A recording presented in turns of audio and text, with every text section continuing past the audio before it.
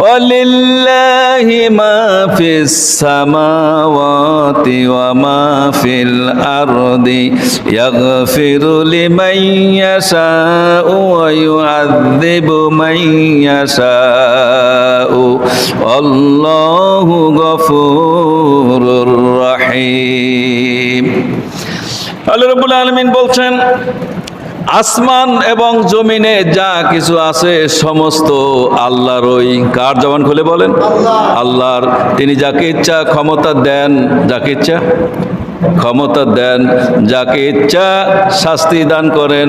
আল্লাহ ক্ষমাশীল পরম দয়ালু। আল্লাহ ক্ষমাশীল পরম দয়ালু।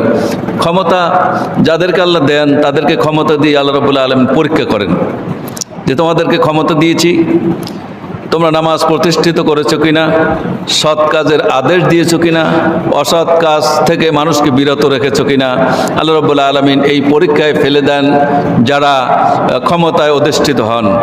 আর এই ক্ষমতায় এসেই যারা আল্লাহ রাব্বুল আলামিনের কোরআনের বিপক্ষে কাজ করে, কোরআনের বিরোধিতা করে, আলেম ওলামার বিরোধিতা করে, সমাজে এমনকি পশু পাখি প্রাণীরা পর্যন্ত এই জালেমের জুলুমের কারণে কষ্ট পায়, আল্লাহ রাব্বুল আলামিন তাদেরকে আবার এই ক্ষমতার থেকে সরাইয়া যেই ফুলের মালা দিয়া যেই মসনদে যে আসনে বসায় দেন, ওখানে আবার জুতার মালা দিয়ে আবার সেই ভাঙা বাসন নিয়ে রাস্তার পারে বসায় দেন। ঠিক কিনা জোরে বলেন।